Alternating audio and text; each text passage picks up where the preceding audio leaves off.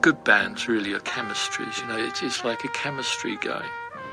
I just like to be in there, right in the front and very loud. Looking at the life I've led, very nice and very privileged. I enjoy being with the Rolling Stones. The problem with the Rolling Stones is that they became so popular that you kind of saw them in the newspaper as opposed to how I knew them, When I was 16, I used to go and stare at these people like Phil Seaman play. But that to me was a height, being in this smoky dive and you'd see Georgie Fame come on. But I wanted to be them.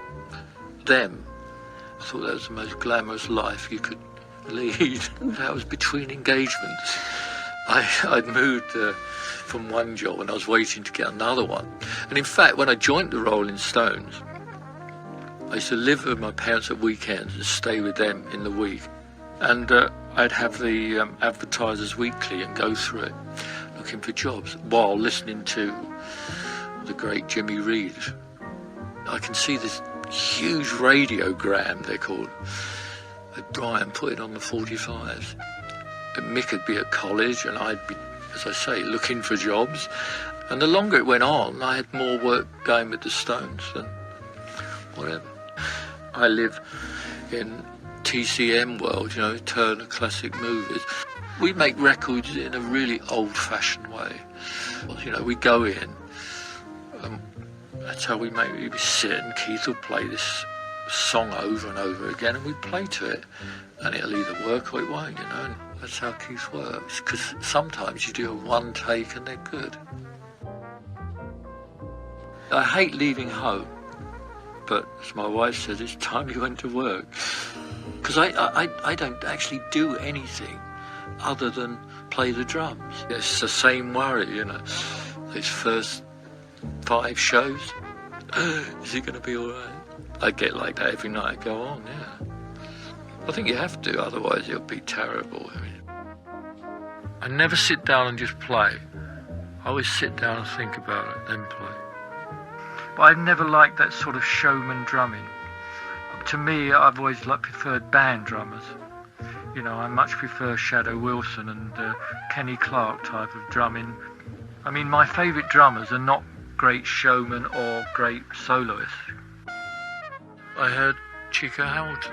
I heard him play on a record called Walking Shoes. And I had a banjo, took the neck off it and started playing on the Sunday Times with a pair of brushes and then on this banjo skin because it was vellum.